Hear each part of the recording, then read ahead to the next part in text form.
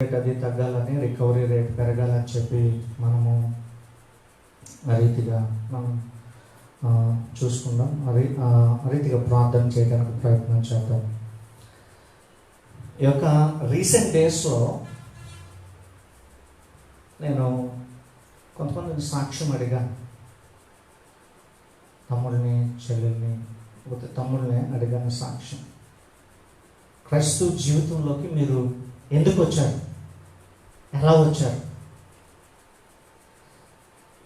ఒక విషయం ఏంటంటే, గ్రేస్ లైఫ్ చర్చ్లో చాలామందిని సాక్ష్యం అడగకుండానే నేను స్వీకరించాను. అది నా తప్పే. First if they didn't tell their testimony, then there should not be any permission to the church membership. Actually మామూలుగా కూర్చోవచ్చు, కానీ దాంట్లో ఉండకూడదు. ఎందుకంటే ఏ రీతిగా దేవుని దగ్గరికి వచ్చాము అనేది అసలు ఒక టర్నింగ్ పాయింట్ అనేది మనకు లేకపోతే, ఇందు నిమిత్తం నేను దేవుణ్ణి నమ్ముకుంటున్నాను అని మనకే తెలియకపోతే, అసలు ఎందు నిమిత్తం మనం సంఘాలకు వస్తున్నాం, దేవుని వెంబడిస్తున్నాం అనేది ప్రశ్నార్థకంగా ఉంది. ఈరోజు నేను పెద్ద వాక్యము గురించి లోతుగా ఏదో చెప్పుకోవటం కాకుండా, అసలు మన సాక్ష్యము ఎలా ఉండాలి అనే దాని గురించి కొన్ని మాటలు చెప్పి నేను ముగిస్తాను. చాలామంది సాక్ష్యం అంటే, నేను క్రైస్తవ కుటుంబంలో పుట్టాను. మొదటిది, చిన్నప్పటి నుంచి నా యొక్క తల్లిదండ్రులు క్రైస్తవులు. నేను అలవాటు ప్రాయంగా చర్చికి వెళ్తూ ఉన్నాను. నాకు సాక్ష్యం అంటే, నేను చిన్నప్పటి నుంచే క్రైస్తవునే. నేను పుట్టినప్పటి నుంచి నేను క్రైస్తవునే. నన్ను కొత్తగా సాక్ష్యం అడుగుతున్నారేంటి? నేను కూడా మారాలా? నేను కూడా మార్పు చెందాలా? నా తల్లిదండ్రులు, నా పితరులు స్వీకరించిన ఆ మతాన్ని నేను స్వీకరించాను కదా. లేకపోతే ఇంకో రకంగా జనవరి 1 వస్తుంది, మిషనరీస్ నుంచి ప్రెషర్ వస్తుంది చర్చిల్లో. 50 మందిని 70 మందిని ముంచకపోతే వాళ్ళకి ఫండ్స్ రావు. Record keeping baptisms. ఎందుకు బాప్తిసాలు ఇస్తారు? యవనస్తులు వాళ్ళ దగ్గర ఉన్న బలహీనలందరినీ తీసుకొచ్చి ముంచేసి ఏదో విధంగా ఈ సంవత్సరానికి నేను చూపించాలి అని చెప్పి బాప్తిసాలు ఇస్తారు. కొంతమంది ఏమో జనవరి 30 నుంచి సిద్ధపడతారు, వచ్చి జనవరి వరకు. ఎందుకంటే మరి పాస్టర్ గారు బాప్తిసాలు ఇచ్చేశారు కదా జనవరి 1కి. కొంతమంది లాస్ట్లోనే లాగిన్ అవుతారు, సబ్స్క్రైబ్ అవుతారు డిసెంబర్ 30ని. వారందరూ కలిపి ఒకేసారి ములిగేస్తారు. That is because of the church is pressurised for the record. వారికి పైనుంచి ఫండ్స్ రిలీజ్ అవ్వాలంటే వారు ఖచ్చితంగా ఒకనొక సమయంలో బాప్తిసాలు ఇచ్చి చూపించాలి. చర్చ్ అటెండెన్స్ని, చర్చ్ గ్రోత్ని, చర్చ్ ప్రోగ్రెస్ని. అది చూపిస్తేనే కదా ఫండ్స్ రిలీజ్ అవుతూ ఉంటాయి. లేకపోతే ఎందుకు ఇస్తారో తెలియదు, వివాహానికి బాప్తిసం ఇస్తారు. వారిద్దరికి అప్పటికప్పుడే రొట్టె విరిచేసి ద్రాక్షారసంలో కూర్చోబెడతారు. నా సహోదరుడు, నా అన్న, సొంత అన్న 14 సంవత్సరాల క్రితం ఆ రీతిగా లూథరన్ చర్చ్లో పెళ్లికి ముందు రొట్టె తిన్నాడు, ద్రాక్షారసం తాగాడు, ఇప్పుడు వరకు చర్చికి వెళ్ళాడు అనేది నాకు తెలియదు. ఎప్పుడైనా వెళ్ళాడంటే ఎప్పుడైనా క్రిస్మస్కి ఒకసారి కుటుంబం పోరు పడలేక వెళ్తాడేమో తప్ప, నా సొంత అన్న బాప్తిసం ఇచ్చేసి పెళ్ళికి అసలు ఎందుకు ఇస్తారో నాకు అసలు ఇప్పటికీ అర్థం కావట్లేదు. ఎందుకు ఇవ్వాలి బాప్తిసం పెళ్ళికి? అంత చులకన అయిపోయిందా? నా ఇంట్లోనే నా అన్నే దానికి ఎగ్జాంపుల్. నేను కళ్ళారా చూశాను. ఎప్పుడైనా ఒక్కోసారి వెళ్ళొచ్చాను. ఎందుకు? అప్పుడు వారికి ఇష్టానుసారంగా తిరిగిన వాడికి ఆ రోజు బాప్తిసం ఇచ్చేసి వాడు తిరుగుడులోనే కొనసాగుతూ, వాడు తాగుడులోనే, వాడు తిరుగుబోతనంలోనే అన్నిటిలో కొనసాగుతున్న వాడికి ఎందుకు ఆ రోజు ఇచ్చేయాలి రొట్టె? మారా సాంప్రదాయం మారదా ఈ చర్చిల్లో? ఈ రీతిగా కనపడుతుంటాయి బాప్తిసాలు. లేకపోతే ఇంకో విధంగా ఎలా ఉంటారు చూడండి. ఎవరైనా ఇద్దరు ప్రేమించుకున్నారనుకోండి, వారి ప్రేమను దక్కించుకోవటానికి నేను యేసుక్రీస్తుని ఒప్పుకుంటాను, నీలా నేను జీవిస్తానని చెప్తూ ఉంటారు. పెళ్ళి అవగానే ఆ మనిషి మీద ప్రేమ తగ్గుతున్న కొద్దీ క్రీస్తు మీద ప్రేమ తగ్గుతూ ఉంటుంది. ఇలాంటివన్నీ ఇండియాలో మనం చూస్తూ ఉంటాం, అంతేనా?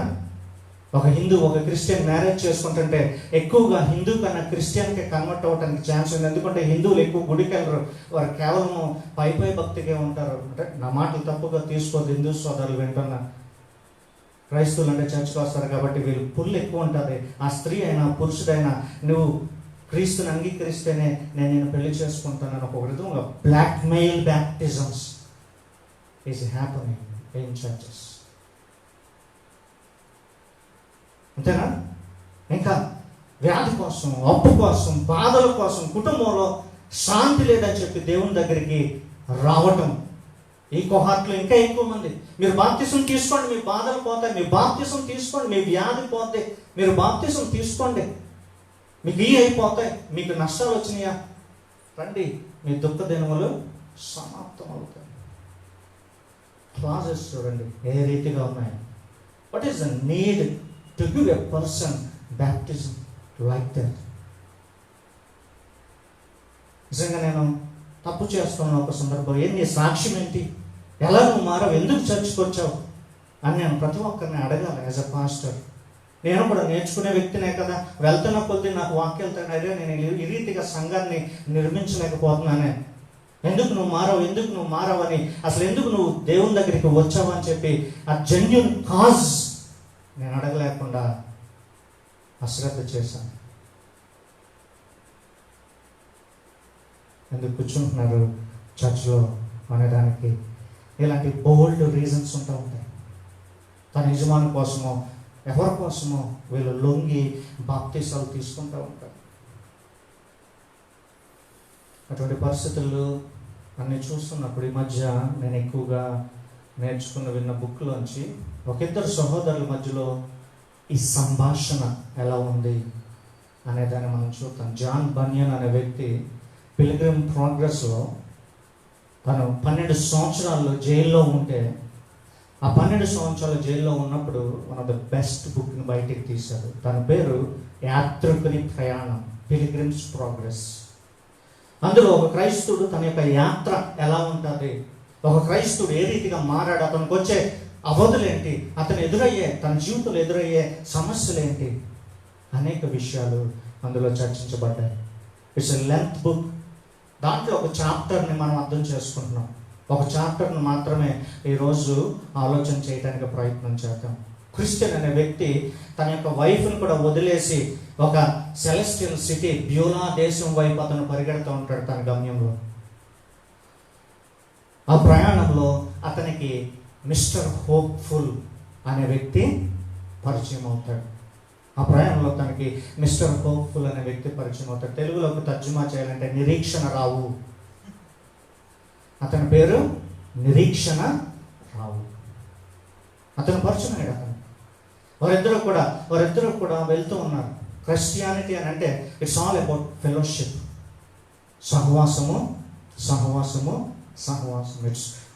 ఈ సహవాసం అంటే it's not to talk about the trifle things, అవసరం లేని పనికిరాని విషయాలని మాట్లాడుకునేది, కిట్టి పార్టీలు చేసుకునేది, బీచ్లకు వెళ్ళేదో లేకపోతే ఏదో చేసేదో సహవాసం కాదు. సహవాసం అంటే అర్థం ఏంటి? అవన్నీ ఏంటంటే ఏదో మిమ్మల్ని కొద్దిగా ప్రేరేపించడానికి తప్ప that is not at all a fellowship. ఈ క్రిస్టియన్ దాని తర్వాత ఈ ఫెయిత్ఫుల్ ఇద్దరు కూడా సహవాసంలో ముందుకు వెళ్తూ ఉన్నారు. హోప్ఫుల్. ఆ నిరీక్షణ రావుని అడుగుతూ ఉంటాడు, ఏంటి నీ యొక్క సాక్ష్యం ఏంటి, ఎందుకు నువ్వు మారావు? క్రైస్తవుడు క్రిస్టియన్ అనే వ్యక్తి అతను అడుగుతూ ఉంటాడు. ఒక సహవాసం ఉండవలసిన లక్షణాలు చూడండి. ఎఫెసీ పత్రిక 5వ అధ్యాయము 19వ వచనం చూడండి. ఎఫెసీ పత్రిక 5వ అధ్యాయము 19వ వచనం 176వ పేజీలో మనకు కనపడుతుంది. ఎఫెసీ 5:19. 15 నుంచి అవుతాను. దినములు చెడ్డవి గనక మీరు సమయము పోనీక సద్వినియోగము చేసుకొని అజ్ఞానుల వల్ల కాక జ్ఞానుల వల్ల నడుచుకున్నట్లు జాగ్రత్తగా చూచుకొనుడి. ఇందు నిమిత్తం మీరు అవివేకులు కాక ప్రభు యొక్క చిత్తం ఏంటో గ్రహించుడి. మద్యముతో మత్తులై ఉండుకు దానిలో దుర్వ్యాపారము కలదు, అయితే ఆత్మపూర్ణులై ఉండుడి. సహవాసం యొక్క అర్థం చూడండి. ఇక్కడ ఒకరినొకడు సహవాసం ఏం చేయాలి? కీర్తనలతోనూ సంగీతముతోనూ ఆత్మ సంబంధమైన పాటలతోనూ హెచ్చరించుచు మీ హృదయము ప్రభువును గురించి పాడుచు కీర్తించుచు మన ప్రభు అయిన యేసుక్రీస్తు పేరట సమస్తము తండ్రికి ఎల్లప్పుడూ దేవునికి కృతజ్ఞతాస్తుతులు చెల్లించు. ఏముండాలి సహవాసంలో? There should be singing, there should be joy. ఒకరినొకడు కీర్తనలతో ఉత్తేజపరచుకోమన్నాడు. ఎటువంటి పాటలు అయి ఉండాలి? ఒకరినొకడు క్రీస్తు గురించి దేవునికి కృతజ్ఞతాస్తుతులు అవును బ్రదర్, అవును సిస్టర్, నా జీవితంలో ఇది చేశాడు, అవును సిస్టర్, నా జీవితంలో ఇది చేశాడు అని ఒకడికొకడు చెప్పుకొని ఉండాలి దేవుని గురించి. లేకపోతే దేవుని కొరకు దేవుని గురించిన డాక్ట్రిన్ సిద్ధాంతాలు, క్రీస్తు ఎవరు, పరిశుద్ధాత్ముడు ఎవరు అని ఇవన్నీ కూడా మాట్లాడుకుంటూ ఉంటారు. లేకపోతే ఇద్దరు కలుసుకున్నప్పుడు ఎక్కువ సమయం ప్రార్థనలో కొద్దిసేపు అయినా గడపడానికి ప్రయత్నం చేయాలి. ఆ సహవాసంలో వారు వెళ్తూ ఉన్నప్పుడు వారి దగ్గరికి ఒక ఎన్చాంటెడ్ గ్రౌండ్స్ అని వస్తాయి. అంటే లాలించే ఆ యొక్క నేలలు, ఇవన్నీ ఒక పొలిటిక్గా ఉంటాయి. లాలించే నేలలు ఏంటంటే, ఒక క్రైస్తవుడు ఎప్పుడైతే తను చేజార్చుకుంటున్నాడు, ఎప్పుడైతే తను బద్దకించాడో, ఎప్పుడైతే తను నిద్రపోతున్నాడు, ఆ రోజే సాతాను వచ్చి వాడిని ఎత్తుకుపోతాడు. కాబట్టి స్టే అవేక్ అని చెప్పి లేఖనాలు ఎక్కువ చోట్ల ఉంది. మెలకుగా ఉండి ప్రార్థించండి, మెలకుగా ఉండండి, ఒకరినొకడు మెలకు ఉండటానికి ప్రోత్సాహపరచుకోండి అని అంటున్నారు. అందుకనే ఈ క్రిస్టియన్ హోప్ఫుల్ ఇద్దరు కూడా కలుస్తున్నప్పుడు, అయ్యో మనము మామూలుగా ఉంటే, మెలకుగా లేకపోతే మనము పడిపోయే అవకాశం ఎక్కువగా ఉంటుంది. కాబట్టి ఏదో ఒకటి మాట్లాడుకుంటాం, అదేదో నీ సాక్ష్యం చెప్పవా అని చెప్పి నిరీక్షణ రావుని క్రిస్టియన్ అడిగాడు. అప్పుడు ఈ హోప్ఫుల్ తన టెస్టిమోనీని చెప్తూ ఉన్నాడు. మనం యాక్చువల్గా ప్రతి సంవత్సరం మన టెస్టిమోనీ చెప్పుకోవచ్చు. ఎందుకంటే ప్రతి సంవత్సరం ఒకలాగా ఉండదు, ప్రతి 6 నెలలు ఒకలాగా ఉండవు. ఒక 6 నెలలు ఒకలాగా ఉంటావు, ఒక 6 నెలలు ఇంకోలాగా ఉంటావు, ఒక్కో సంవత్సరం కింద పడతావు, ఇంకో సంవత్సరం పైకి లెగుతావు. ప్రతిసారి మనము సాక్ష్యం చెప్పుకుంటే ఏం పడదు, నీ యొక్క లేటెస్ట్ అప్డేటెడ్ టెస్టిమోనీ ఏంటి, ఎలా క్రీస్తు కొరకు జీవిస్తున్నావు, ఎలాగ సహోదరు, ఎలా క్రీస్తు కొరకు నువ్వు నడుస్తూ ఉన్నావు, అండ్ అప్డేటెడ్ టెస్టిమోనీ. ఆ హోప్ఫుల్ చెప్తూ ఉన్నాడు, నేను శూన్యము అనే టౌన్ నుంచి వచ్చాను. I came from the town of nothingness, I came from the town of vanity, వ్యర్థము అనే టౌన్ నుంచి నేను వచ్చాను. ఆ వ్యర్థము అనే టౌన్, లేకపోతే శూన్యము అనే టౌన్ నుంచి నేను వచ్చాను. అక్కడ సమస్తము వ్యర్థమే. అక్కడ ఎంజాయ్మెంట్ ఉంటుంది, అక్కడ డ్రింకింగ్ ఉంటుంది, అక్కడ బూజింగ్ ఉంటుంది, అక్కడ సెక్స్ ఉంటుంది, అక్కడ డ్రగ్స్ ఉంటుంది. అది బాగా పరిణతి చెందిన టౌన్. అటువంటి టౌన్లోంచి నేను ఉన్నాను. నేను ఎప్పుడూ కూడా నా జీవితం గురించి ఆలోచించలేదు. ఆ ఎంజాయ్మెంట్లో నేను డ్రైవ్ అయిపోయాను. ఆ ఎంజాయ్మెంట్లో నేను కొట్టుకుపోతా ఉన్నాను అందరితో పాటు. నా బంధువులు, నా స్నేహితులు, నా కొలీగ్స్ అందరూ కూడా అదే టౌన్లో ఉన్నారు. కాబట్టి ఎవరికి మనస్సాక్షి గుచ్చుకొనటం లేదు. యెషయా భక్తుడు ఆ టౌన్ గురించి రాస్తాడు. when John Bunyan quotes, he quotes Bible more. యెషయా 40:17 చూడండి. ఆ టౌన్ గురించి, లేకపోతే సుమారుగా దాని గురించి మనకి కనపడే అవకాశం ఉంటుంది. 601వ పేజీలో యెషయా 47, యెషయా 47:17. ఆయన దృష్టికి సమస్త జనములు లేనట్టుగానే ఉండను. ఆయన దృష్టికి సమస్త జనములు లేనట్టుగానే ఉండను. ఆయన దృష్టికి అవి అభావముగాను శూన్యముగాను ఎంచబడును. కావున మీరు ఎవరితో దేవుణ్ణి పోల్చుతారు. ఆయన దృష్టికి అవి అభావంగాను శూన్యముగాను ఎంచబడును. శూన్యం అనే మాటకి నథింగ్నెస్. యెషయా 40:17. ఆ ప్రాంతము శూన్యము, ఆ టౌన్ పేరు శూన్యము, ది టౌన్ ఆఫ్ నథింగ్నెస్. అందులో ఏమీ లేదు, సమస్తము వ్యర్థమే, సమస్తము శూన్యమే. అటువంటి సందర్భాల్లో నేను ఉంటున్నప్పుడు మీరిద్దరూ ఆ టౌన్కి వచ్చారు. నువ్వు తర్వాత ఫెయిత్ఫుల్ అనే వ్యక్తి ఆ టౌన్కి వచ్చారు. ఆ టౌన్కి వచ్చినప్పుడు ఆ టౌన్లో ఉన్న ప్రజలందరికీ మీరు వేరుగా ఉన్నారు. మీ బట్టలు వేరుగా ఉన్నాయి, మీ మాట తీరు వేరుగా ఉంది. వారందరికీ ఆ టౌన్లో మీరు ఏమీ కొనట్లేదు. వారమ్మే మద్యము కొనట్లేదు, వారమ్మే అబద్ధాలు కొనట్లేదు, వారమ్మే అసూయ కొనట్లేదు, వారమ్మే ఏది కొనట్లేదు, అందం కొనట్లేదు, మేకప్ కొనట్లేదు, ఏది కొనట్లేదు మీరు ఆ టౌన్లో. వీరు తేడానా లేకపోతే టౌన్ అంతా తేడా అని మీ ఇద్దరిని చూసినప్పుడు నాకు అనిపించింది అని చెప్పి నిరీక్షణరావు మొదలు పెట్టాడు. మీ ఇద్దరిని చూసినప్పుడు నాకు అనిపించింది. అప్పుడు అందులో ఆ టౌన్లో ఉన్న వకీల్ సాబ్ అందరూ కూడా మీ ఇద్దరిలో ఒకరిని హతసాక్షిగా చేశారు. అందుకని విశ్వాసురాలైన ఒక స్త్రీ చనిపోయింది. కొంతకాలం తర్వాత నేను కనుగొనటానికి నేను కూడా నా ప్రయత్నం మొదలుపెట్టాను. ఆ శూన్యము అనే టౌన్ నుంచి నేను నా యొక్క ప్రయాణము మొదలుపెట్టాను. అప్పుడు మొదటగా నాకు అనిపించింది ఏంటంటే ఈ టౌన్లో నాకు ఉపయోగకరమైన ఏవీ లేవు అని మొదట నా మనస్సాక్షి భారభరితమై మొదలైంది. ఈ డ్రింకింగ్లోను, ఈ సెక్స్లోను, వీటిలన్నిటిలోనూ కూడా నాకు ఏ విధమైన హ్యాపీనెస్ నేను దండుకోలేను. వీటి యొక్క అంతము మరణమే అని నేను నిర్ధారించుకున్నాను. వీటి యొక్క అంతము మరణమే అని నేను నిర్ధారించుకున్నాను. నా మనస్సాక్షిలో నేను పొడవబడి ఎవరి గురించి ఆలోచిస్తున్నాం? నిరీక్షణరావు యొక్క సాక్ష్యం. పేలవమైన 7 సాక్ష్యాల గురించి నేను చెప్పాను ముందు, పెళ్ళికో ఆటలకో. అలా కాదు, దేవుని యొక్క బిడ్డలు మారుతున్నప్పుడు ఆ సాక్ష్యం గురించి మనం ఆలోచిస్తూ ఉన్నాం. ఆ టౌన్లో మొదటగా ఆ వ్యక్తి తన యొక్క మనస్సాక్షి భారం అయిపోయినప్పుడు, his conscience is so heavy, అతను భరించలేకపోతున్నాడు. ఒకేసారి నేను రొచ్చులో ఉన్నానని కనుగొన్నాడు అతను. వెంటనే ఆ రొచ్చులో ఉన్న అతని మీదకి ఒక పవర్ఫుల్ కన్విక్షన్, ఒక ఒప్పుకోలు అతన్ని ఎదుర్కొంది.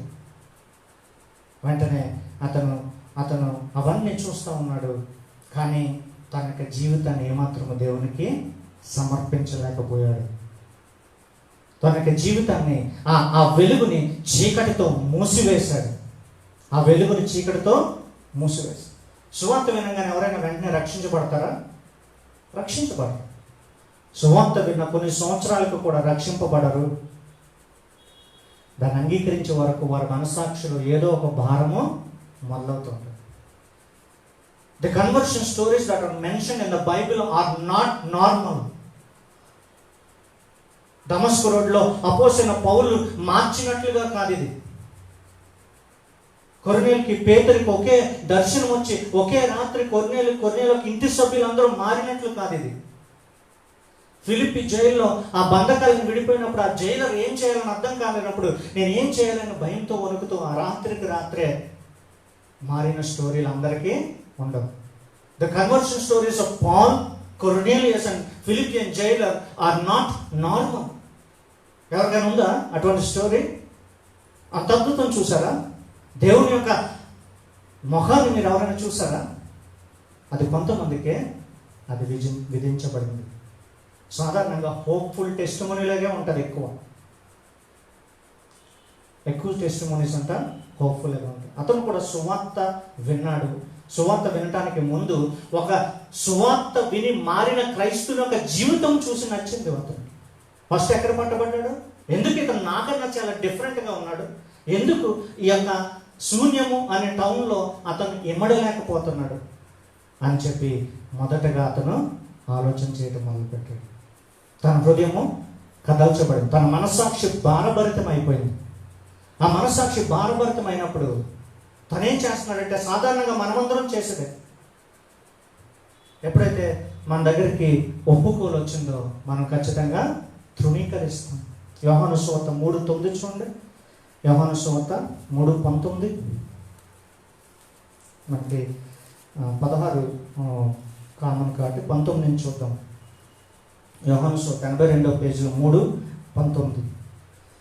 వెలుగు లోకంలోకి వచ్చిన కానీ తన క్రియలు చెడ్డవైనందున మనుష్యులు వెలుగును ప్రేమింపక చీకటినే ప్రేమించడు. దుష్కార్యము చేయవాడు, హోప్ఫుల్ పొజిషన్లో ఉన్నాడు. దుష్కార్యము చేయవాడు ప్రతివాడు వెలుగును ద్వేషించిన తన క్రియలు దుష్క్రియలుగా కనపడినట్లు వెలుగునొద్దకు రాడు. మొదటగా మనం ఎవరైనా సువార్త విన్నప్పుడు మనం వెంటనే సువార్త యొద్దకు రాము, మారటానికి ఇష్టపడము. కానీ ఏదో భారభరితమైన హృదయంతో మనం వెళ్తాం, ప్రయత్నం చేస్తాం మనలో ఉన్న చీకటిని తీసివేయటానికి, వెలుగు దగ్గరికి రావటానికి. అయితే నా క్రియలు దుష్కార్యములై ఉన్నాయి కాబట్టి నేను వెలుగు యొద్దకు రాను.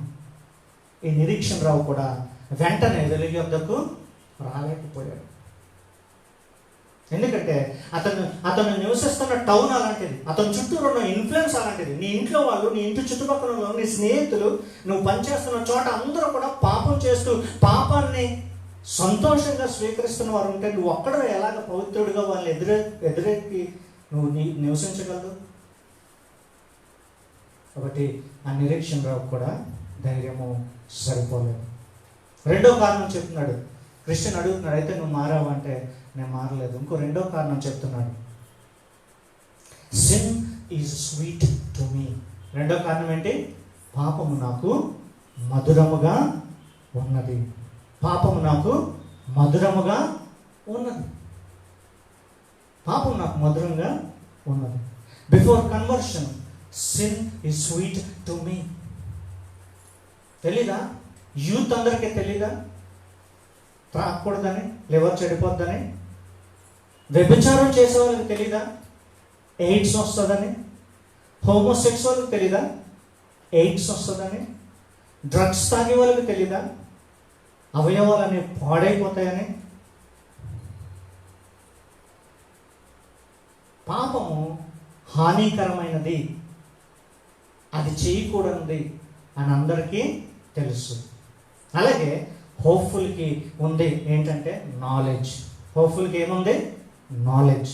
ఇది తప్పు అని తెలుసు, కానీ ఆ సిన్ అంటే అతనికి ఎనలేనంత ప్రేమ. He has knowledge, but the problem is his love for sin. ఎంతమందికి తెలియదు? యూత్కి, పెద్దలకి, అందరికీ పాపం అంటే ఏంటో తెలీదా? ఏది సంఘ వ్యతిరేకమో తెలీదా? ఏది దేవునికి ఇష్టమో కానిదో తెలీదా? అందరికీ తెలుసు. Everybody are having the knowledge of sin, but the love of sin keeps them in bondage. అంతే కదా? ఆ పాపం మీద ఉన్న ప్రేమ వారిని ఇంకా మారకుండా చేస్తుంది. ఇంకా మారకుండా చేస్తుంది. తాగుడు వదిలేసాక వస్తాను సార్, నువ్వు వదలలేదు. బయట తిరుగుడు వదిలేసాక వస్తాను సార్, సినిమాలు వదిలేసాక వస్తాను సార్, నువ్వు వదలలేదు. బయట ఉండి you have no intrinsic power to defeat sin by yourself. నువ్వు పాపాన్ని నీ అంతటి నువ్వు జయించే అంతరంగికమైన శక్తి నీలో, నాలో లేనే. నిరీక్షణలో చెప్తున్న రెండో కారణం, సిన్ ఈ స్వీట్ టు మీ. నాకెంతో మధురంగా ఉంది, నా పక్క వారందరూ అదే చేస్తున్నారు, నేను ఎలాగా రావటానికి నాకు కష్టమైంది. మూడోది ఏంటి తెలుసా? మూడో రీజన్ ఎందుకు రాలేకపోతున్నాడు Hopeful, his companions, his family, his friends and colleagues are in those leagues. వారి స్నేహితులు, వారి కుటుంబము అంతా కూడా అదే రీతిగా ఉంటే, ఇప్పుడు నేను దేవుణ్ణి అంగీకరిస్తే నేను ఏకాకిని అయిపోతాను, నేను ఒంటరి వాడిని అయిపోతాను, నాకు తోడెవరు ఉండదు. అటువంటి టౌన్లో నేను ఉన్నాను. నేను నా పాత రిలేషన్షిప్ని కట్ చేసుకోవటం నాకు కష్టమైంది. పాత రిలేషన్షిప్స్ని కట్ చేసుకోవటం నాకు కష్టమైంది. అందుకనే నేను దేవుని దగ్గరికి రాలేకపోతున్నాను. ఈ లవ్ ప్రాబ్లమ్స్, ఆ ప్రాబ్లమ్స్ ఉన్నవారు ఖచ్చితంగా సంఘం బయటే వాళ్ళు రాలేరు. ఎందుకంటే ఆ రిలేషన్షిప్ కట్ చేసుకోవటం కష్టం. ఆ ఫ్యామిలీ మెంబర్స్, నా ఫ్రెండ్స్ని కట్ చేసుకోవడం కష్టం. ఆ పేటలో అక్కడ ఆ స్నేహితుల్ని కట్ చేసుకోవటం కష్టం. ఆ సిటీస్లో, ఆ లాస్ వేగాస్లో, అటువంటి భయంకరమైన సిటీస్లో ఆ కసినోల్ని, ఆ హార్స్ రైడింగ్ని, ఆ ఎంజాయ్మెంట్ని కట్ చేసుకోవటం, ఆ క్లబ్స్ని, నైట్ క్లబ్స్ని, స్ట్రిక్ట్ టీజ్ని కట్ చేసుకోవటం కష్టం. His companions, his old friends will not come with him. Testimony చూడండి ఎలా ఉండాలో. మొదటి మాట, అతనికి భారమైన మనసాక్షి కలిగింది కానీ రాలేకపోయాడు. ఎందుకు? వెలుగునొద్దకు చీకటి మనుషులు రాలేరు. రెండు, ఎందుకు రాలేకపోయాడు? పాపం అతనికి మధురంగా ఉంది. అతనికి పాపం ఏంటో తెలుసు, కానీ దాని మీద ఉన్న ప్రేమ దాన్ని విడవకుండా చేసింది. మూడవది, తనకున్న మనుషులు తనకున్న సంబంధాలు, తనకున్న బాధ్యతలు, తనకున్న ఫ్యామిలీ ఒడంబికలో ఏదో అతను రానివ్వకుండా చేస్తూ ఉన్నాడు. కృష్ణుని అడుగుతున్నాడు, మరేం చేస్తున్నావు, మరేం చేసావు? టెస్ట్ కూడా చెప్తున్నాడు అంతే. మరేం చేసావు హోప్ఫుల్ నిరీక్షణ రావు, నువ్వేం చేసావు మరి ఇంటికి మార్చబడటానికి? నువ్వేం చేస్తూ ఉన్నావు? అలాగే నా మనస్సాక్షి నన్ను బంధిస్తుంటే నేను ఆ మనస్సాక్షిని నా దుర్నీతితో తొక్కేశాను, అంతే కదా. పూర్తిగా మారకముందు, లేకపోతే దేవుని గురించి తెలియనప్పుడు, కొద్దిగా భయం ఉన్నప్పుడు బైబిల్ పక్కనే పెట్టుకుని పాపం చేయటం కష్టం, బైబిల్ పక్కనే పెట్టుకుని టీవీ చూడటం కష్టం. ఆ బైబిల్ని బ్యాగ్లో పెడతాం, తల క్రింద పెడతాం, తలగాడి కింద, సెల్ఫ్లో పెడతాం, క్యాబినెట్లో పెడతాం. కొద్దిగా భయం ఉంది, కానీ ఇంకా నేను మార్పు చెందలేదు. అందుకనే నా యొక్క దుర్నీతి చేత ఆ యొక్క ప్రేరేపణ నేను తొక్కేస్తున్నాను. ఆ బైబిల్ కనపడినప్పుడు నాకు భయం అవుతుంది, కానీ నేను దాన్ని తొక్కేస్తున్నాను. ఇలా కొన్ని సంవత్సరాలు, కొన్ని నెలలు గడుస్తుంటాయి. ఒక మారబడే విశ్వాసం, ఒక మార్చబడే విశ్వాసం. That should be the testimony of a person to come to Christ. ఇలా ఒక పద్ధతి ప్రకారం జరుగుతూ ఉండాలి. మనస్సాక్షి, మనసులో ఘర్షణ. అంతేగాని చిన్నప్పటి నుంచి నా తల్లిదండ్రులు క్రైస్తవులండి, నేను వచ్చేసాను, నా భార్య క్రైస్తవురాలు, నేను వచ్చేసాను, నా భర్త క్రైస్తవురాలు, నేను వచ్చేసాను, నాకు పాస్టర్ ముంచేశాడండి, అప్పటి నుంచి నేను ఇంకా కుదరట్లేదు, ఇక్కడే ఉండవలసి వస్తుంది, జనవరి 1కి నన్ను ముంచేశారు, గుంపులో బాప్తీసాలు ఇచ్చేశారు రికార్డు కోసం అని చెప్తే కుదరనే. That is not conversion. That won't last long. అది అసలు నిలవదు. This is the gateway of hell. John Bunyan puts that. మీకు తెలుసా, చర్చ్ అనేది నరకానికి గేట్ వే లాంటిది. ఇక్కడ కూడా ఉంది గేట్. అనేక మంది ఇక్కడ కూర్చుని ఈ సంఘంలో నరకానికి వెళ్తూ ఉంటారు. You will have the gates of hell in the church. Do you believe that? అంతేనా? ప్రతి సంఘం అందరూ రక్షించబడిపోతున్నారు. అన్ని సంఘాల్లో ఎక్కడ కూర్చునే నరక ద్వారాలు తెరవబడుతున్నాయి సంఘాల్లో. This is the gateway of hell. This is the gateway of haven as well. పరలోకానికి ద్వారం ఇక్కడే, నరకానికి కూడా ద్వారము ఉంది. సంఘంలో కూర్చునే 30 సంవత్సరాలు నరకంలో గడిపేవారు అనేక మంది ఉన్నారు. This is the gateway of హెల్. మీకు తెలుసో లేదో, మీరు ఎక్కడ కూర్చున్నారంటే, ఒక విధంగా మీరు మనసు లేకపోతే, మీరు మారకపోతే నరక ద్వారం దగ్గర కూర్చున్నారంతే, సింపుల్గా. బనియన్ హ్యాస్ డెప్త్. అతను మాట్లాడుతున్నాడు, ఒక క్యారెక్టర్ని ప్రొజెక్ట్ చేస్తూ అతను హోప్ఫుల్ నిరీక్షణ రావు ద్వారా మనతో మాట్లాడటానికి ప్రయత్నం చేస్తూ ఉన్నాడు. This is the gateway of hell. Church is not a holy place if you are not holy. నువ్వు 20 సంవత్సరాలు ఇక్కడ గడిపిన నరక ద్వారం దగ్గరే నువ్వు ఉన్నావు, మారకపోతే. నా తర్వాత క్రిస్టియన్ అడుగుతున్నాడు, ఏ నిరీక్షణ రావు, మరి ఎలా మారుతాను, ఎలా మారావు అని అంటే, అతను ఒక 7 రీజన్స్ చెప్తున్నాడు. తర్వాత కొన్ని నెలల తర్వాత ఒక 7 రీజన్స్ మళ్ళీ చూపించాడు. నా మనస్సాక్షి అలాగే నన్ను పొడుస్తూ ఉంది, ఇంకా నెలల తరబడి నన్ను పొడుస్తూ ఉంది. అయినా సరే నా దుర్నీతితో నేను దాన్ని తప్పించుకుంటూ, ఆ బైబిల్ పక్కన పెట్టుకోకుండా, పాపం చేయకుండా, పక్కన లేకుండా చూసుకుంటూ ఉన్నాను. బైబిల్ని ఇష్టపడుతున్నట్లే కనపడుతుంది, కానీ దాని దగ్గరికి వస్తుంటే నాకు భయం కలుగుతుంది. ఇటువంటి ఎక్స్పీరియన్స్ ఉందా మీకు? ఎటువంటి ఎక్స్పీరియన్స్ ఉందా? బైబిల్ పక్కన ఉంటే పాపం అవుతుందని చెప్పి దాన్ని మెల్లగా రగ్గు కిందో, దిండు కిందో, ట్రంక్ పెట్టెలోనో, సూట్ కేసులోనో, అలమరకి, తలుపున్న అలమరలోకి పెట్టిన అనుభవాలు ఉన్నాయా? నువ్వు పాపంతో అప్పుడు పోరాడుతున్నావు అని అర్థం. తర్వాత 8 రీజన్స్ చెప్తున్నాడు. First reason, when I see a good person like you. నాలాంటి మనిషివే కదా, నువ్వు చేస్తాను, నేను ఎందుకు చేయలేకపోతున్నాను అని మొదటగా నన్ను ప్రశ్నించింది. వీధిలో నేను తిరుగుతున్నప్పుడు నీలాంటి ఒక క్రైస్తవుడు నాకు కనపడినప్పుడు, నువ్వు సాక్షాత్తంగా జీవిస్తున్నావు, నిన్ను చూసి నేను మారలేకపోతున్నాను, లేకపోతే నువ్వు చేస్తున్నావు, నువ్వు మనిషివే కదా, నీకు నాకున్న బలహీనతలే ఉన్నాయి కదా, ప్రతి వైపున నువ్వు యవనస్తుడే కదా, నువ్వు మారవు, మరి నేను ఎందుకు మారలేకపోతున్నానని నన్ను నేను ప్రశ్న వేసుకున్నాను. Second reason, when others read Bible and flourish. ఇతరులు ఎప్పుడైతే వాక్యము చదివి వర్ధిల్లుతున్నారో అవి చూసినప్పుడు నాకు మనస్సు గాయపరచబడింది. మూడవది, నాలో ఆంతరంగికమైన సంఘర్షణ తలపోటుగా మొదలైంది. లోన నా మంచి స్వభావం, నా చెడు స్వభావం మారాలనే కోరిక, ఆ మధ్యలో జరుగుతున్న సంఘర్షణ నాకు అనేక సందర్భాల్లో తలపోటుగా వచ్చింది. తలపోటు, ఇసిగిపోయి నిద్ర లేనంత సంఘర్షణ మనం పాపంతో చేసాం ఎప్పుడైనా? మార్పు చెందటానికి, సాక్ష్యం కలిగి ఉండటానికి, సాక్ష్యం చెప్పటానికి సంఘర్షణ ఉందా? నైట్లు తలదిండి దగ్గర నా కన్నీరు నా తలగడ్డను నింపేస్తున్నాను దావీదు అంటున్నాడు. పశ్చాత్తాపం, సంఘర్షణ అతన్ని చంపేస్తుంది. తర్వాత ఎప్పుడైతే తన యొక్క పొరుగు వారు వ్యాధిగ్రస్తులయ్యారో ఆ వ్యాధిని చూసి నాకు బాధ అవుతుంది. అప్పుడు అర్థమవుతుంది మనం చేసుకున్న క్రియలు బట్టి కొన్ని సందర్భాల్లో మనకు వ్యాధులు వస్తూ ఉన్నాయి అని చెప్పి అతను బాధపడుతూ ఉన్నాడు. దాని సందర్భంలో ఎప్పుడైతే నేను ఫ్యూనరల్కి అటెండ్ అవుతున్నానో, ఎవరైనా మరణవాత తెలిసినప్పుడు నేను ఆ సమాధుల దొడ్లకి వెళ్ళినప్పుడు, అయ్యో జీవితం ఇంతేనా ఏంటి, మరణం తర్వాత ఇంకా జీవితం ఉండదా, ఉంటుందా ఏంటి అనే ప్రశ్న నన్ను ఇంకా ఎక్కువగా తొలిచివేస్తుంది. Is death the end of everything? మరణమేనా అన్నిటికీ అంత? మరణం తర్వాత ఏదైనా జీవితం ఉందా?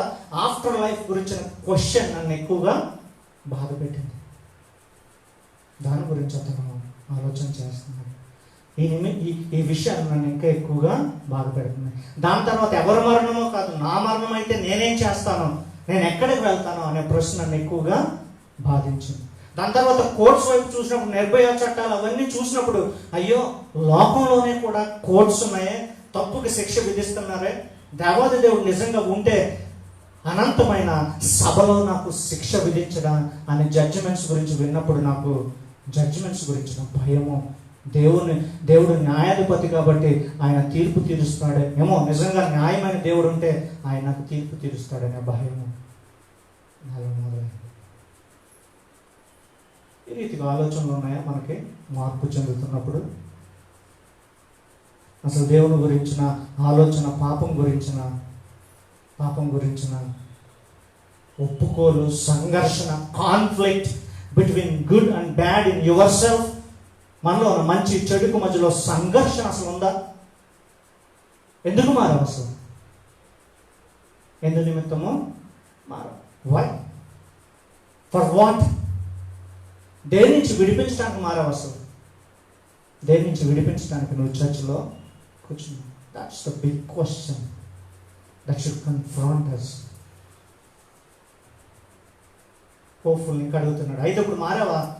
హోప్ఫుల్ అని చెప్పి, నిరీక్షణ రావు మరి మారావా అని చెప్పి క్రైస్తవుడు తన యొక్క మాటను పొడిగిస్తున్నాడు. జాన్ బనియన్ కోట్ చేస్తున్నాడు చూడండి. The certainty of death and uncertainty of life should always project us to cross. మరణంలోని నిశ్చయత,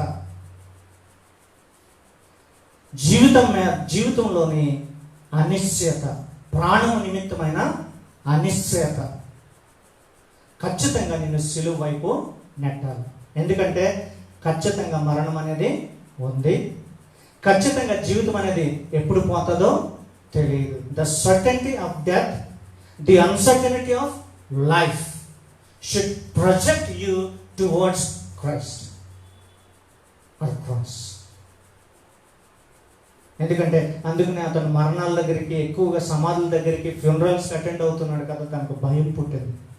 అయ్యో మరణం తథ్యమే, యవనస్తుడు చనిపోయాడు కరోనాలో, అయ్యో నాతో తిరిగిన వ్యక్తి చనిపోయాడు, మరణం ఎంత తథ్యము, ఎంత త్వరగా అది మనిషిని వస్తుంది, మరి మరణం తర్వాత పరిస్థితి ఏంటి అనే భయము బట్టి మనము మార్పు చెందడానికి అవకాశం ఉంటుంది.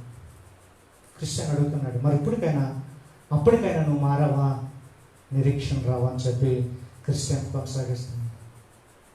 అప్పుడు హోప్ఫుల్ అంటూ ఉన్నాడు,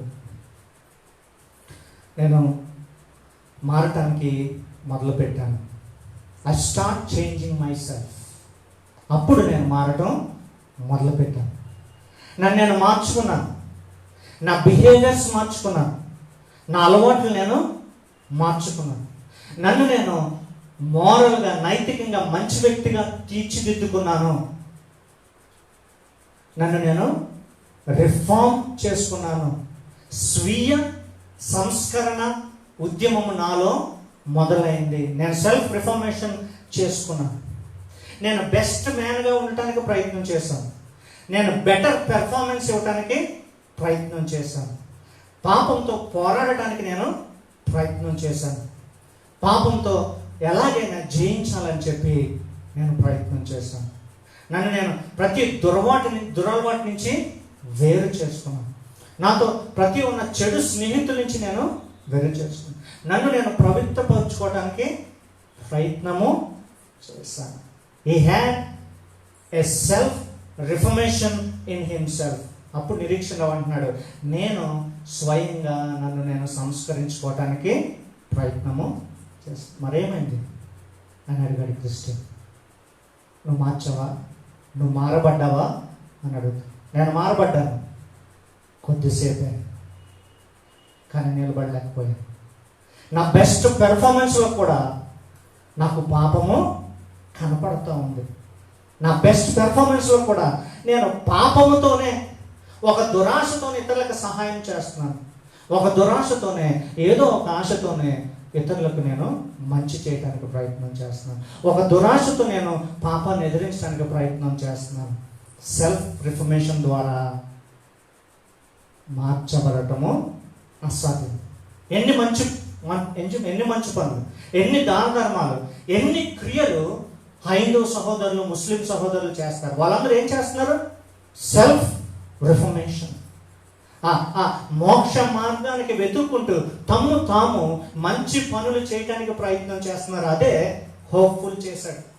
ఎందుకంటే తన మనస్సాక్షిని అతడు తాళలేకపోతున్నాడు కాబట్టి తన్ను తాను పునర్నిర్మించుకోవటానికి ప్రయత్నము చేయటం మొదలుపెట్టాడు. మారావా అని చెప్పి క్రైస్తవుడు అడిగాడు. మారాను, కొద్ది దూరమే. తర్వాత నేను మళ్ళీ పడిపోవటం మొదలుపెట్టాను. Self reformation will not save you అని అడుగుతున్నాడు. నీవు ధర్మశాస్త్రము పాటించి పరలోకానికి వెళ్ళటము అసాధ్యం. It's a folly to think that you can lay hands on heaven by following the law. ధర్మశాస్త్రాన్ని నీవు వెంబడించడం ద్వారా పరలోకం మీద చెయ్యేస్తావు అనేది ఒక పచ్చి అబద్ధం. అది ప్రయత్నం చేశాడు కొన్నాళ్ళు, అంతే కదా. నేను సిగరెట్ మానేయాలని చెప్పి 40 రోజులు మాలేసుకుంటాను. నేను మందు మానేయాలని చెప్పి 40 రోజులు ఏదో దీక్ష పూనుతాను. కానీ కొండ దిగంగానే అక్కడే మొదలు పెడతాను. Self reformation is not possible until unless there is an internal force in us. మనలో ఏదో శక్తి మనంతటా మనం కంట్రోల్ చేసుకోవటము అసాధ్యం. నాన్ వెజ్ తినకూడదని 30 రోజులు పెట్టుకుంటాం, జీవితాంతము కష్టం. ఇలా కొన్ని ఆంక్షలతో పెట్టుకున్న భక్తి ఎప్పటికీ భక్తి కాదు. అది క్రైస్తవ భక్తి కాదు, అది హైందవ లేకపోతే ఇస్లామీయ భక్తి అయి ఉండొచ్చు. He started reforming himself. తను మార్చుకోవడానికి కొన్నాళ్ళు ఎలా ట్రై చేశాడు, సాధ్యం కాల. తన బెస్ట్ పెర్ఫార్మెన్స్లో కూడా తనకు పాపము కనపడుతూ ఉంది. యెషయా అంటున్నాడు 64:6 మన నీతి క్రియలు మురికి గుడ్డలు. తీయవసరం. యెషయా 46:6 మన నీతి క్రియలు మురికి గుడ్డలు. గలతీ 2:16 మనం ధర్మశాస్త్ర క్రియల చేత ఎవడునూ నీతిమంతులుగా కాలేము. లూకా 17:10 మేము నిష్ప్రయోజనమైన దాసులము, చేయవలసింది మాత్రమే చేశాం. ఏంటది? మేము నిష్ప్రయోజనమైన దాసులము, చేయవలసింది మాత్రమే చేశాం. మేము నరహత్య చేయకూడదు కాబట్టి అది చేయకుండా ఉన్నాం.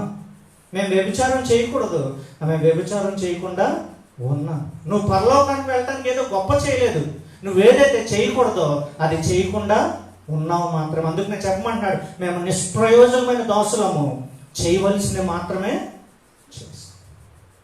ఈ 3 వాక్యాలు బట్టి హోప్ఫుల్ అనుకుంటా ఉన్నాడు. తను తాను రక్షించుకోవటం అసాధ్యము అని చెప్పాడు. నా బెస్ట్ పెర్ఫార్మెన్స్లో కూడా నాకు ఇంకా ఆ పాపము నన్ను నన్ను నన్ను అంటుకుని ఉంది అని చెప్తూ ఉన్నాడు. బనియన్ చార్ల్స్ స్పర్జన్ కోట్ని, లేకపోతే చార్ల్స్ స్పర్జన్ బనియన్ కోట్ చేస్తే ఇలా అన్నాడు, the text doesn't say you must improve your self, but the text says you must be born again. లేఖనాలు ఏం చెప్తున్నాయంటే నిన్ను నువ్వు సంస్కరించుకోమని చెప్పట్లేదు. లేఖనాలు ఏం చెప్తున్నాయి? నువ్వు తిరిగి జన్మిస్తే తప్ప పరలోకము చూడలేవు అని చెప్తున్నాడు. ఆ మాట గుర్తొచ్చింది హోప్ఫుల్కి. లేఖనాలు ఏం చెప్తున్నాయి? ఒకడు తిరిగి జన్మిస్తే తప్ప దేవుని రాజ్యంలోనికి ప్రవేశించాడు. ఒకడు స్వీయ సంస్కరణలతోటి ఎవడును పరలోకము చూడలేడు. Charles Spurgeon quotes, the text says you must be improved, but it says you must be born again. లేఖనాలు చెప్పట్లేదు నిన్ను ఇంప్రూవ్ చేసుకోమని. లేఖనాలు చెప్తుంది నీవు తిరిగి జన్మించమని, నూతన స్వభావము పొందుకోమని, నూతన హృదయము పొందుకోమని, నవీన పురుషుని తీసుకోమని, పునర్జన్మ సంబంధమైన స్నానము చేయమని చెప్తుంది. This are all not performed by man. మనుషుల వల్ల అది సాధ్యము కాదు. ఒకడు తిరిగి జన్మించడం, ఒకడికి నూతన హృదయం రావటం, ఒకడు పునర్జన్మ సంబంధమైన స్నానము చేయటం, అది మనిషి వల్ల కాదు అని హోప్ఫుల్ అప్పుడు తెలుసుకున్నాడు. What a revolution. ఈ ప్రాసెస్లో వెళ్తుందా? వెళ్ళిందా అసలు? మా ఇంట్లో బాధలండి, బాధల కోసం నేను వచ్చాను. This is the common testimony I heard. సాధారణమైన ఎక్కువగా సాక్ష్యం అని ఏమంటామంటే మా ఇంట్లో మనశ్శాంతి లేదు, బాధలు, ఇబ్బందులు, ఇరుకులు, అందుకు దేవుని దగ్గరికి వచ్చాను. మంచిదే, అట్ల వల్ల దేవుని దగ్గర రావద్దు అని అనట్లేదు. కానీ అట్లతో వచ్చిన తర్వాత ఎందు నిమిత్తం దేవుని దగ్గర ఆగాలో తెలుసుకోవాలి. తన మోరల్ రిఫార్మ్స్ తోటి అతను మార్చబడలేడు అని చెప్పి హోప్ఫుల్ పూర్తిగా తెలుసుకున్నాడు. అక్కడ మొదలు పెట్టాడు. క్రిస్టియన్ అడుగుతున్నాడు, సరే మళ్ళీ తనకు ప్రశ్న వచ్చింది, ఏంటి ఒక వ్యక్తి నీతిమంతుడిగా జీవించడం ద్వారా అందరూ కూడా రక్షింపబడతారు, అదేలాగా సాధ్యమని అడుగుతూ ఉన్నాడు. ప్రశ్నలు వస్తాయి కదా, మార్పు చెందే ముందు ఏమొస్తుంది? ఒక మనిషి ఇంకో మనిషికి మాత్రం 5 లీటర్ల రక్తం ఇవ్వగలడు, ప్రపంచం అంతటికి ఇవ్వగలడా? ఇవ్వలేడు. మరి ఎలా ఇచ్చాడు యేసుక్రీస్తు అని చెప్పి హోప్ఫుల్ డౌట్ రేట్ చేశాడు కొంతమందిని. అందుకనే లేఖనాలు చెప్తూ ఉన్నాయి, సిద్ధాంతాలు ప్రాముఖ్యమైన. యేసుక్రీస్తు దైవ నరుడు, ఆయన దేవుడు, ఆయన మానవుడు. ఆయన దేవుడు కాబట్టే ఆయన మనందరి నిమిత్తము ఆయన రక్తము చిందించగలగాడు. నేను రాసుకున్నాను, అనంతమైన దేవుడు అనంతమైన పాపములకు అనంతమైన నీతితో సంతృప్తిని చేయగలడు. అనంతమైన దేవుడు కాబట్టే అనంతమైన పాపాలకు అనంతమైన నీతితో తాను సంతృప్తిని చేయగలడు అని చెప్పి హోప్ఫుల్గా అర్థమైంది. అంగీకరించవా యేసుక్రీస్తుని అని చెప్తా ఉన్నాడు. ఇటువంటి గొప్ప దేవుడికి దగ్గరికి వెళ్ళటానికి నాకు మనసు రావట్లేదండి. అప్పుడు తెలుసుకున్నాడు తనంత రిచెడ్ పర్సన్. ఆ పాయింట్లో నేను ఎంత ఘోరమైన పాపినో నిరీక్షణరావు గుర్తెరిగాడు. ఆ నిరీక్షణరావు గుర్తెరిగిన వెంటనే మళ్ళీ దేవుని దగ్గరికి వెళ్ళట్లా, ఇంకా సంశయిస్తున్నాడు, ఇంకా సందేహిస్తున్నాడు. ఇంత గొప్ప దేవుడు, ఇంత పరిశుద్ధమైన దేవుడు, ఇంత గంభీరమైన దేవుడు నన్ను స్వీకరిస్తాడా అని చెప్పి మళ్ళీ సందిగ్ధంలో పడ్డాడు. ఇంత గంభీరమైన దేవుడు నన్ను స్వీకరిస్తాడా అని పడతా ఉన్నాడు. అందుకనే అక్కడ క్రిస్టియన్ అంటా ఉన్నాడు అతనితో, సమస్తమైన పాప భారముతో ప్రయాసపడుతున్న జనులారా నా యొద్దకు నువ్వెళ్ళవసరం. He is giving an invitation. He is calling you to come.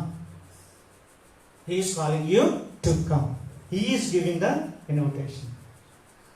సమస్తమైన పాప ప్రయాసంతో బాధపడుతున్న సమస్త జనులారా నా యొద్దకు నేను మీకు విశ్రాంతిని కలుగజేస్తాను. Is equal to heaven. మీకు శాశ్వతమైన విశ్రాంతిని కలుగు చేస్తాను అని చెప్పి హోప్ఫుల్కి ఒక లేఖనాలు ఒక వ్యక్తి చెప్పడం జరిగింది. వెంటనే ఆ హోప్ఫుల్ ప్రార్థన చేస్తున్నాడు. 2 రోజులు చేశాడు, 3 రోజులు చేశాడు. ఒకవేళ ప్రార్థన ఆగితే నేను నరకం వెళ్ళిపోతానన్న భయంతో ప్రార్థన చేస్తూ ఉన్నాడు. ఎంతమంది చేశాడు? రక్షింపబడటానికి ముందు కొన్ని రోజులు చీకటిలో, తెల్లారుజామున, నైట్లో ఎంతమంది ప్రార్థన చేశారు? నేను ప్రార్థన ఆపితే చనిపోతాను అనే విషయం నాకు గుర్తు. నేను ఎప్పుడు ప్రార్థన చేశాను, ఎక్కడ చేశాను, ఏ సమయంలో చేశాను?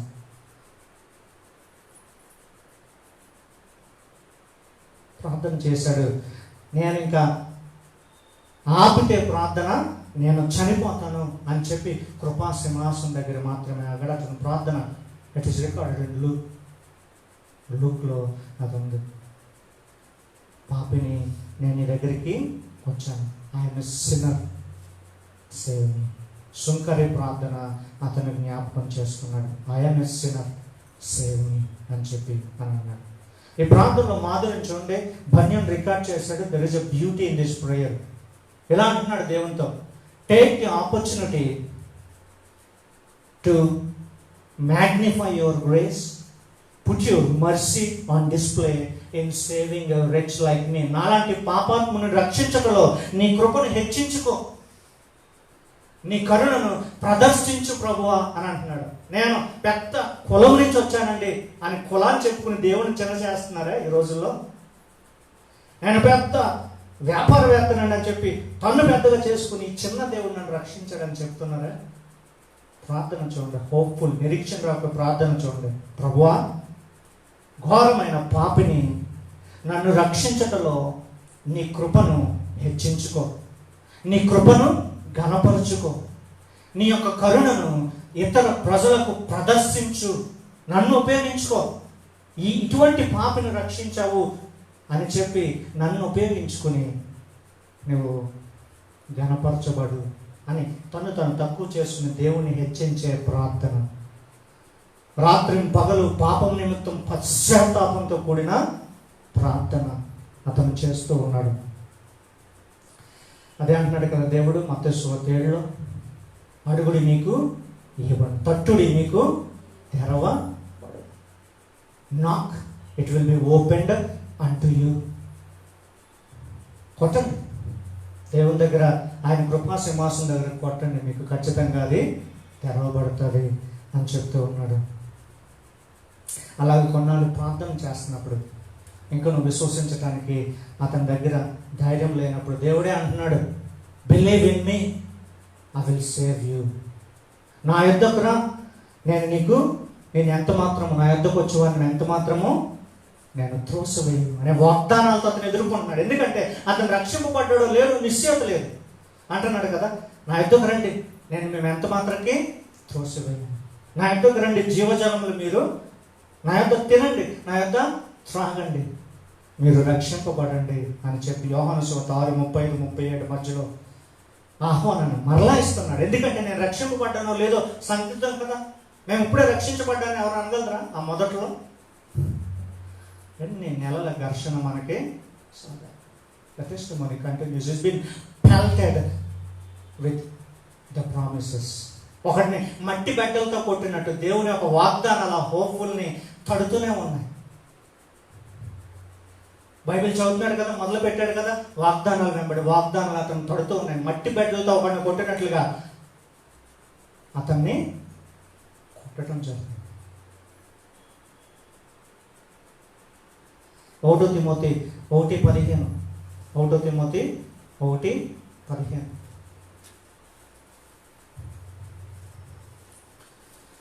పాపులను రక్షించుటకు క్రీస్తు యేసు లోకమునకు వచ్చానన్న వాక్యము నమ్మదగినది, పూర్ణ అంగీకారమైనది, యోగ్యమైనది, అట్టి వారిలో నేను ప్రధానుడు అని పౌలుతో అతను ఏకీభవిస్తున్నాడు. పాపులను రక్షించుటకు క్రీస్తు యేసు లోకమునకు వచ్చను అనే వాక్యము నమ్మదగినది, పూర్ణ అంగీకారమునకు యోగ్యమైనది అని నమ్మటం మొదలు పెట్టాడు. మెల్లమెల్లగా his belief is growing. In hopeful, నిరీక్షణ రావులో అతని యొక్క విశ్వాసం పెరుగుతూ, నమ్మకం పెరుగుతూ ఉంది. ఇటువంటి మాటలు చూసినప్పుడు, బైబిల్ చదువుకున్నప్పుడు, is in process of making, అతడు మలచబడుతూ ఉన్నాడు. రోమా పత్రిక 10:4, రోమా 10:4 అతడు రాస్తా ఉన్నాడు. చూడండి, రోమా 10:4, విశ్వసించు ప్రతి వానికి నీతి కలుగుటే క్రీస్తు ధర్మశాస్త్రమునకు సమాప్తి ఆయను. అప్పుడు విడిపించబడ్డాడు. విశ్వసించు ప్రతి వానికి నీతి కలుగుటకై క్రీస్తు ధర్మశాస్త్రమునకు సమాప్తి ఆయను అనే మాట అతన్ని ఇంకా ఆశ్చర్యపరిచింది. 4:25, రోమా 4:25, ఆయన మన అపరాధం పాపం నిమిత్తం అప్పగింపబడి మనం నీతిమంతులుగా తీర్చబడుటకై లేపబడెను. ఒక్కో మాట, ఒక్కొక్క నిర్ధారణ హోప్ఫుల్కి వస్తుంది. అసలు ఇటువంటి వచనాలు ఉన్నాయని తెలుసా చాలామందికి? ఇక్కడ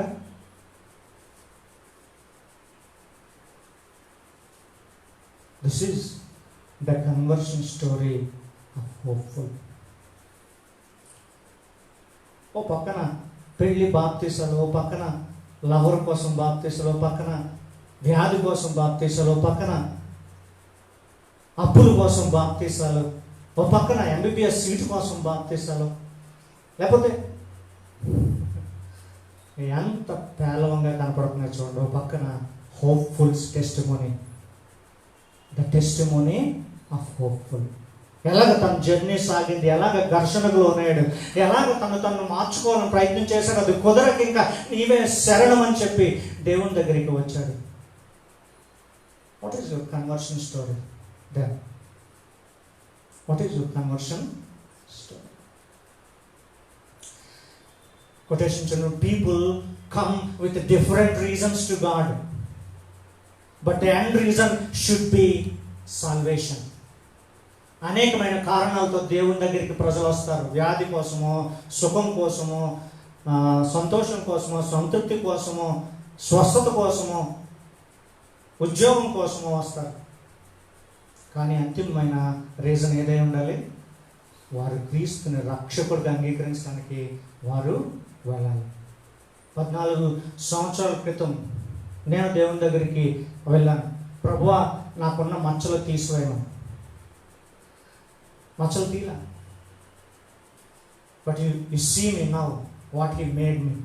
నన్ను చూడండి ఏ రీతిగా నన్ను చేశాడు. నేను ఎందుకు వెళ్ళాను దేవుని దగ్గరికి? అనేక కారణాల్లో ఒక కారణం ఏంటంటే, ప్రభువా నన్ను స్వస్థపరచు అని వెళ్ళాను.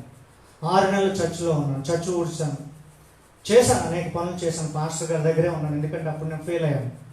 నాకు ఖాళీ సమయం అది. ఇంటికి వచ్చి నేనేం పని చేయాల్సి ఉంది. ప్రభువా నన్ను స్వస్థపరచు అని వెళ్ళాను. నాకు స్వస్థతని వెళ్ళాను. He has given me salvation. నాకు రక్షణను.